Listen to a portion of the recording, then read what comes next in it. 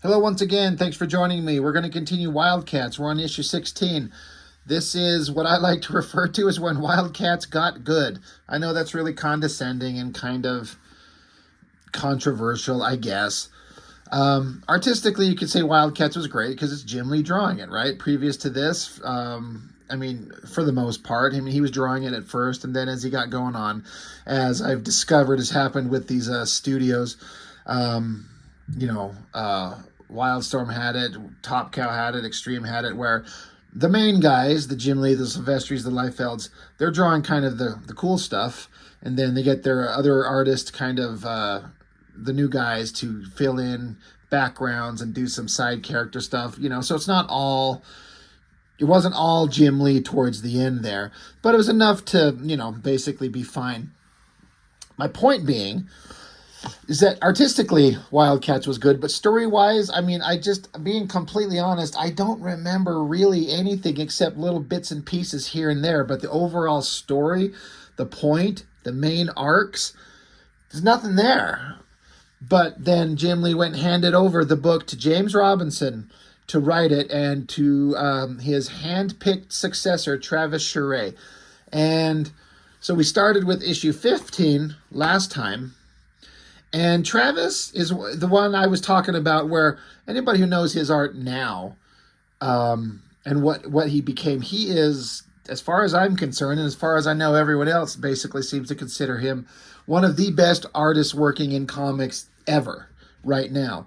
And when he started out in Wildcats, he'd been drawing comics for a little while. He'd done some backup stories for Jim Lee.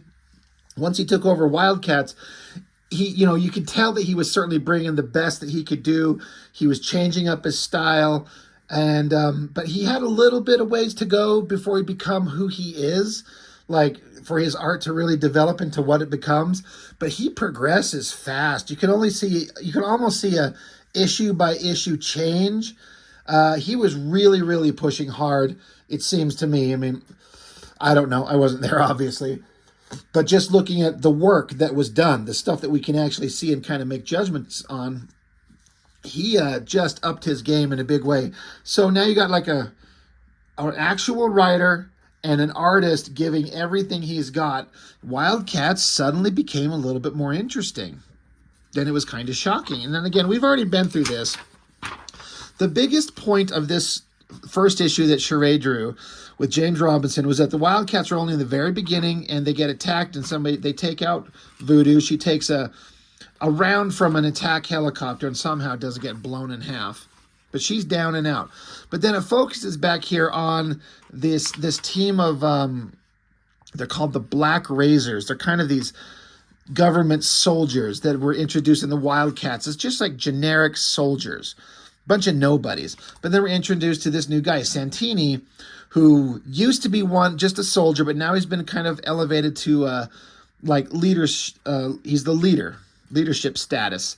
And the crew that he used to kind of serve with don't exactly trust him or believe in him as a leader. But we go through all this kind of back and forth on the various characters on the team, seeing their personal lives.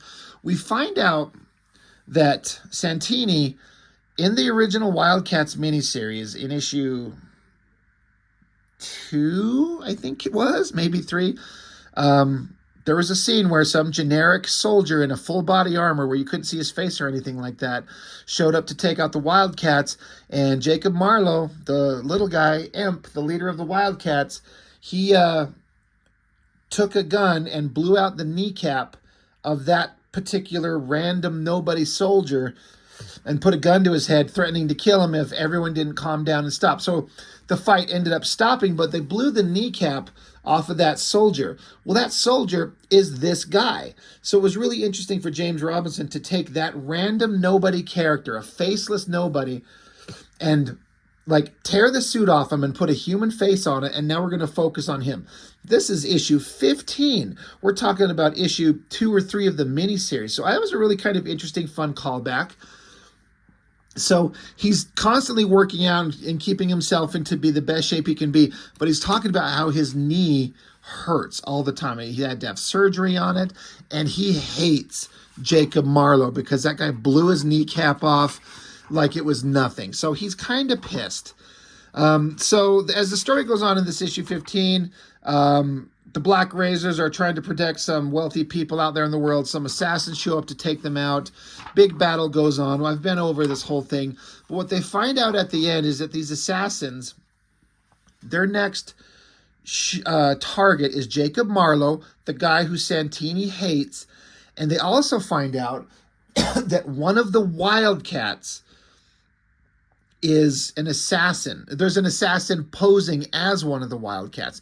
So one of the team, one of our characters, Spartan, Warblade, Maul, Voodoo, Zealot, Grifter, one of them is not who they say they're supposed to be.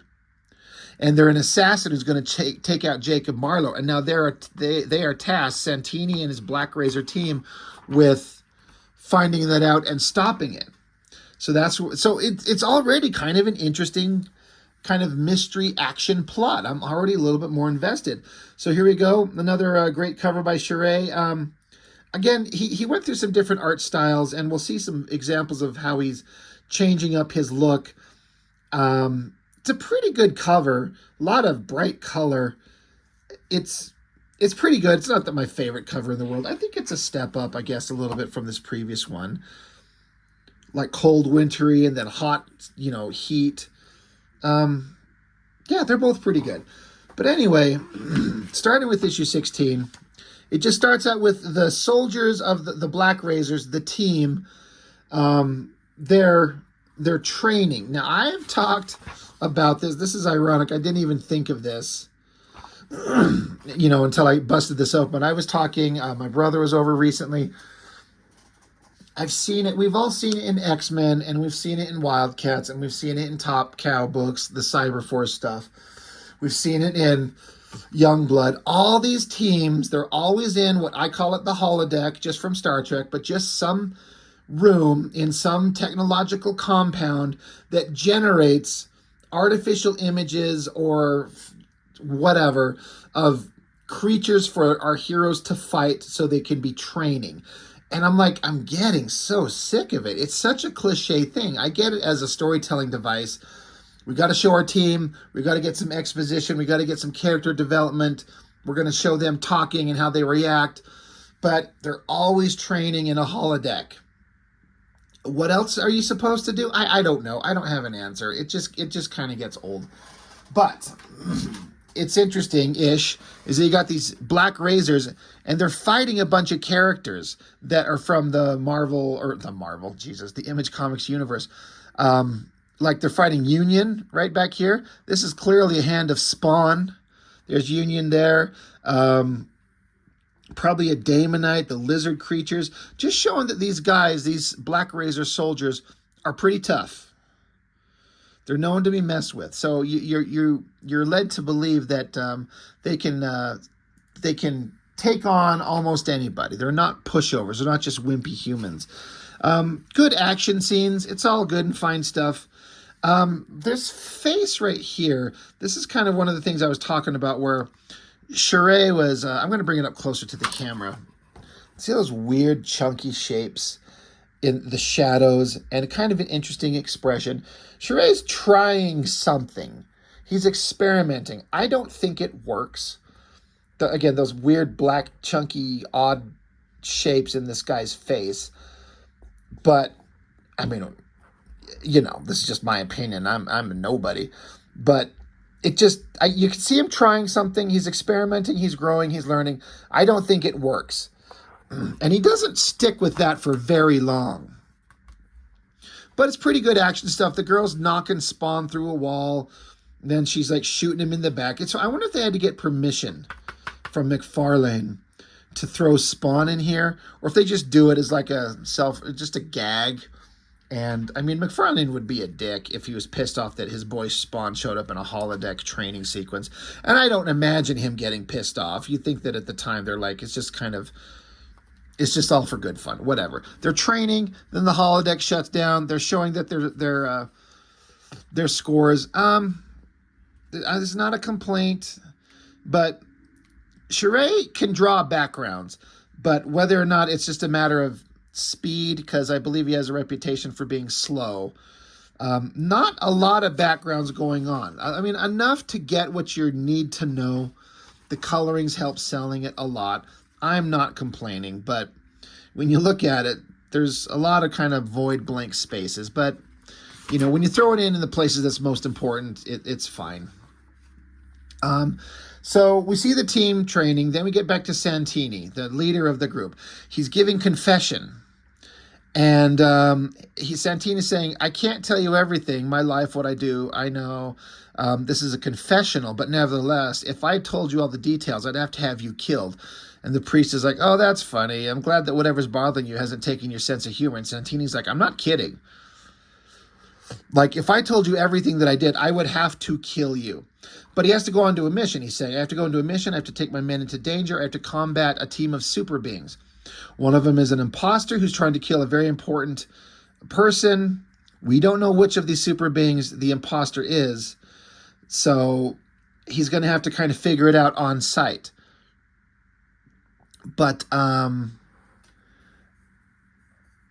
Santini is talking about here how he's like the super team's leader, the superhumans are going to have to go fight. He says, I've spoken of him before with you. I hate him. I still feel it. On damp nights, the pain he caused me, and I still dream about that day, the day Jacob Marlowe shot my knee to pieces. And so this is Charest doing a recreation of the panel that Jim Lee drew in that issue of Wildcats. Wildcats number 2. Okay, there it is. I couldn't remember if it was issue 2 or 3. But that's kind of a recreation. So it was just a guy in a suit. But it was this dude. So again, it's a brilliant idea from James Robinson to take the character that whoever was in this suit and make him into a human being with thoughts and feelings that we get to follow. And so Santini's saying, he's like, our paths are going to cross. And he's like, I'm supposed to protect this guy, but if I see him, I'm afraid I might kill him, that my rage and my emotions might take over, and I'll kill this little twerp because he hates him so much. So he's struggling. So then we get a shot of 16 different panels of all the members of this squad. And this has got to be kind of a pain in the ass to come up with like 16 different kind of unique faces and characters, all of which don't get a lot of screen time, so to speak. But you got to have the team, the group of characters. So that's a lot of work going into that. But they got to go on their mission. So they're on their jet. The team's gathered, and Santini's kind of giving them the pep talk. This is some designy shit going on here. I've always thought that this jet spacecraft design, because every super team has there's a channel, Blood Force Mitch, a good guy doing some comic reviews and stuff, and he just refused. He refers to every jet that a super team has as the X jet, because it seems like it all started from there. I mean, I don't know, maybe it originated with the Avengers, I don't fucking know, but I swear the X-Men made it popular, right? There's a super team, they got a super fast jet, so every other super team in every other comics universe has got some kind of super fast jet that they get around. And this isn't even in the Wildcats. Like, the Wildcats have their own X-jet, but so this team here, they've got their own super fast vehicle. And I gotta say, the design of it is very unique with, like, instead of a single hull, it's like 2. It's a really interesting design that I think looks really cool. Is it on the cover? Yeah, he's got like a version of it on the cover. So I'm guessing, like, I've never seen this before or since. I'm sure that Charest come up with this design. Really cool. But then a really designy kind of thing.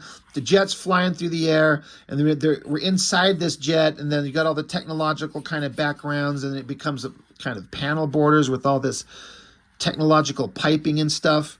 Pretty interesting. I mean, I don't have a problem with it, but I don't know if it's the best version of it that it could be. I bet if Charest were to do it today, he would do it very differently. But it still looks pretty damn good. Like, he's doing something different. You know, I wonder if this was called out to be a splash page, or if it was like panel 1 show the jet, panel 2 show the crew, panel 3 show the leader talking, and Charest decided to group it together into one panel, like a splash page. Either way, pretty good. Very good. He's just giving him a pep talk. Okay, we're going in. We're going to fight. We got to stop him. He's also saying, I won't be going in with you this time. It's orders from above. I've been informed my role is to oversee and to not be in the thick of it. So he says, he's kind of telling all his team, he says, look, I know you guys don't trust me. You don't think I'm up to this. But he's like, I used to be one of you. I'll remember all of you. I'll back all of you up. I'll be there for all of you, even if you don't trust in me.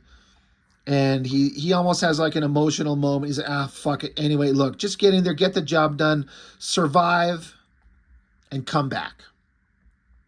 Cut back over to the Wildcats. There's Marlowe, Grifter, Spartans, probably Zealot, Void, whatever. And then some rich guy that they're talking to. Again, kind of sparse backgrounds, but it kind of works. Cut back to the Black Razors jumping out of their jet. Go back to the Wildcats. And it's some just interesting dialogue, like Void, who's never had any personality of any type. She kind of says to Grifter here, she like sniffs him and she's like, new aftershave. Just like little kind of like everyday kind of conversation. But Void's never been very human like that. I mean, I'm sure there's some panels, if we go back and look, where she's been having some emotional moments. I mean, I know they're in there, but it just kind of stood out. But anyway, Wildcats are just doing their boring shit. Not really they're there to protect this guy, but they're not really, nothing's going on. Meanwhile, the Black Razors are diving in. You got Zealot and then Maul in his human form, which we've only seen once or twice. So he's just kind of a skinny guy because he can do a mass shift and grow bigger. But he can shrink himself down to be like a regular human-sized guy, and so that's him. And meanwhile, Black Razors are diving into this building where they're at. Of course, we're going to get a big, almost double-page spread of the Black Razors diving in, battles going on. And so Maul, this is one of those things that, I mean, it probably doesn't need to be addressed. But he looks like I guess you can't tell what he's dressed in. But he's got glasses on. He's got a little soul patch goatee bullshit thing.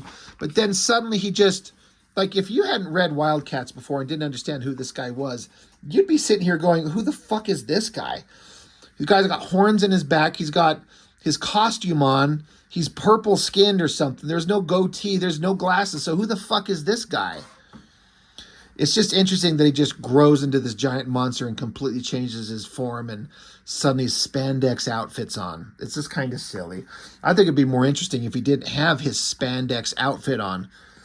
Just have him grow big and just like he just shredded out of his clothes like the Hulk. Anyway, who cares? But they're like, all right, Razors incoming. This is Spartan yelling, protect the delegates. And so the Wildcats are like, man, we've taken you guys on before. This is easy. We're going to take you guys out. Grifter's getting out his guns. This is something I'm guessing Travis Charest put these kind of weird-looking gun things in his hands. I don't think that these existed like this when Jim Lee was drawing them. And they're like weird laser things, like laser gun things. It's a design choice. It's interesting. I never liked these things, no matter how well they're drawn. They're just kind of, they're fine. They're weird. They're not my favorite thing. I kind of prefer it when Grifter kind of has just regular guns and shit. But anyway, fight's going to happen. So, lasers blasting, swords swinging, Maul punching a guy right in the suit. Bam! Busting him up.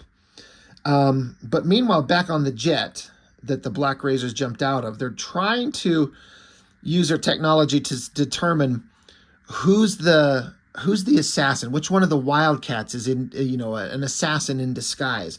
Meanwhile, while they're up there, the bad guys, Damonites probably, they're the bad guys in everything, they send a jet in. So Santini's like, oh, Jesus Christ. All right, we got to go. Hit the throttle. Go, go, go. This little long, skinny panel with that little double-hulled jet that the Black Razors are in taking off. It's just heavily shadowed, not a lot of detail, but it sure works. It looks fast. The bad guy jet coming up. Then the battle's continuing. Marlowe and whoever the hell these guys are. It's a bodyguard of one of these rich, wealthy guys. Everyone's shooting. Jets are fighting each other. So fight, fight, fight. We get a pinup right here in the middle of Warblade by Charest. This is kind of an older style.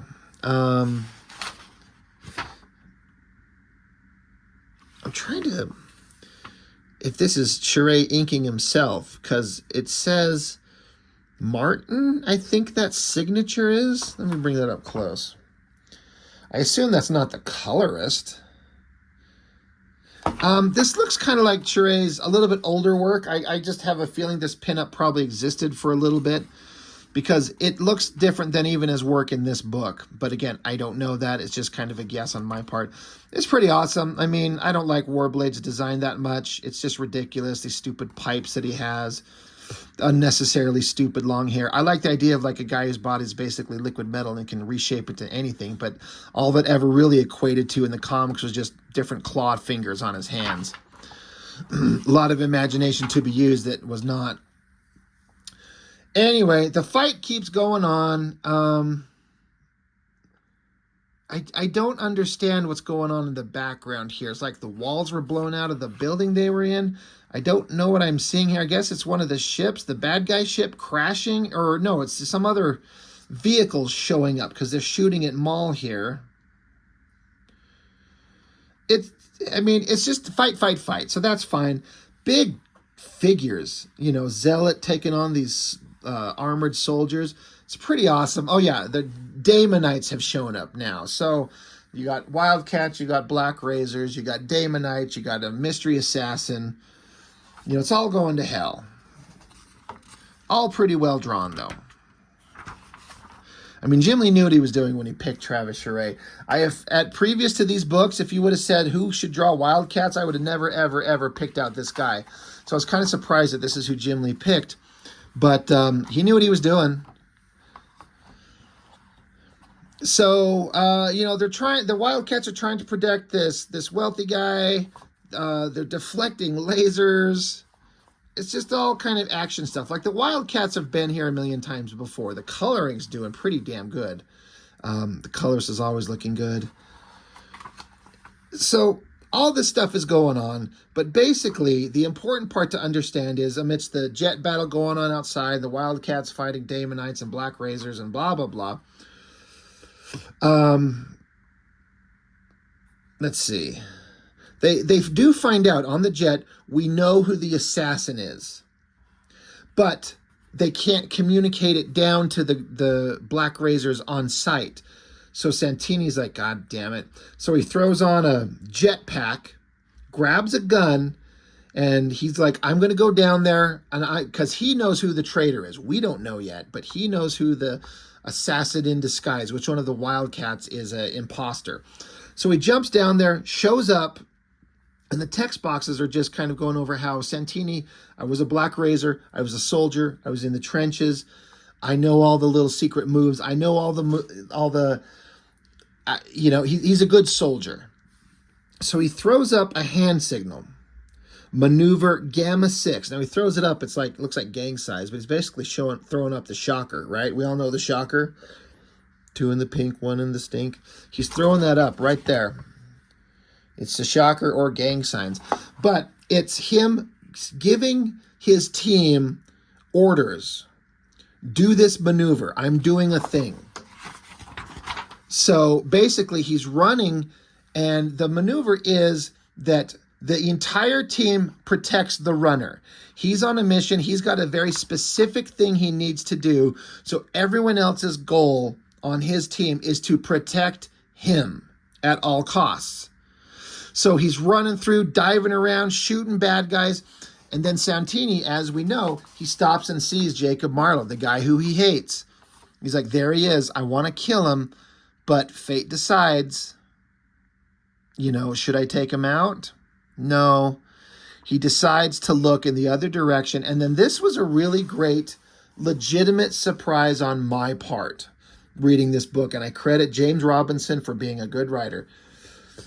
Santini's running through the group. We're after a Wildcat. It's an imposter.